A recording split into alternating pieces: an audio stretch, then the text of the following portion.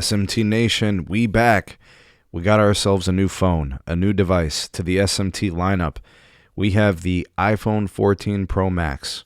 A few weeks ago, I asked you all a question in a video, and I think also on a live stream, which iPhone 14 should I get? And the people spoke, and the SMT responded. You all said I should get the iPhone 14 Pro Max variant, so I did. And then you also told me that I should get the purple one, so I did. Finally came in. I'm unboxing it here a little bit, somewhat of an unboxing. But really what it is kind of like a first impressions. I have a 13 Pro, and I also had a 13 Pro Max. I've since sold the 13 Pro Max, but I used it for a year. And I want to kind of compare and discuss some of the initial impressions I have of the phones comparatively between this year's and last year's. All right, so going from the 13 Pro and the 13 Pro Max to now adding the 14 Pro Max to the lineup.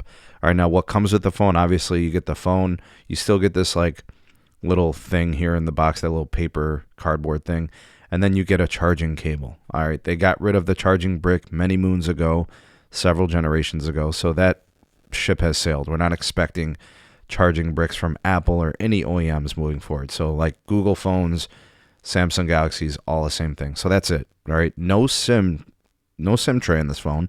So you're not getting a SIM ejector tool, even though actually, you know what? I didn't even check if it did have one. Maybe they have one for your old phone to take out the SIM card. But anyways, I did get the deep purple edition. And you'll see here that you can't even really notice it's purple unless you've got light on it. All right, so it is a nice color. I do like it. If it was a dark blue, I would have liked it as well. I like darker colors. In terms of the build, guys, and the design, it feels and looks a lot like last generation. Not much has changed from when I've looked at the actual dynamics of the measures and stuff like that. Like the side to side, in terms of like the distance from one side to the other, in terms of the diameter of the screen. You know, when you go diagonal and measure, it's mostly the same. I guess it's a little smaller, relatively speaking, but the first thing you notice when you turn on the phone is the display and dynamic island. That's going to be a big part of the software experience and the user or the UI experience, how they integrate that with app usage. Looking at the side rails of the phone on the exterior, you will see that there are many antenna bands that are located on the outside. With these metal phones, folks, they got to put the antennas on the outside. So things like mmWave, as well as the low band and mid band connectivity, you got to have antennas. In terms of the first side that I was looking at, you've got yourself the power button. You got the sensor there on the lower right hand part. The bottom, you got the charging port, still lightning cable.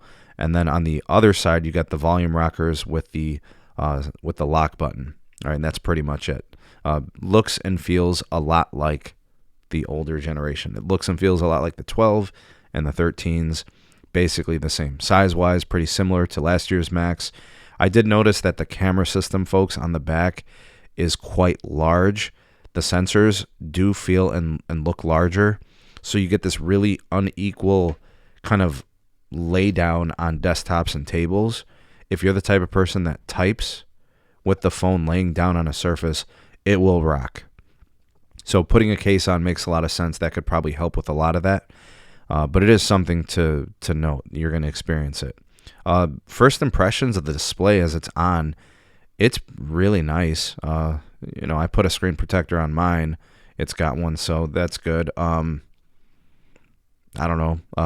It's heavy. This is a big phone, folks. Last year's phone was big. This one is big. It's substantial. All right. It does feel premium. Right, it's got metal rails. It's got, like the back design is all the same from previous generations. The dynamic island is something I'm having a hard time looking at.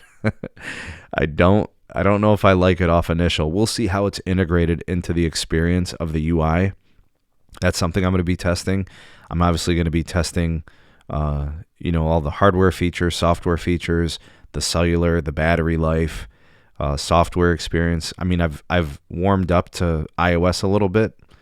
I'm more of an Android person, but it's getting better. We'll see how the Wi-Fi works, the radios and all that. So I will be testing all those things. Comment down below what you think of the phone so far. What do you think of the color, the design language. If you've been experiencing anything you want to comment down below, that's cool.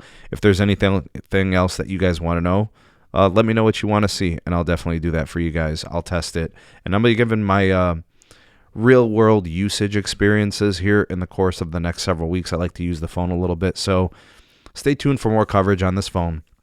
And tell me in the comment section, what specifically do you want me to do? Because I will be testing it on all the carriers. Verizon, T-Mobile, AT&T. Once Dish is able to do a BYOD and support iPhones, I'll be doing that too. And as well as Xfinity Mobile, possibly, FirstNet, the whole shebang. All right.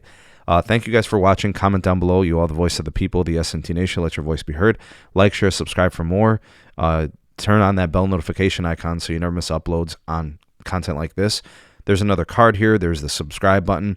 And then we got memberships open if you guys want to get exclusive videos, early access, live chat options when we do live streams and stuff like that. It's all there. Thanks for supporting. Thanks for watching. See you on the next one. Peace.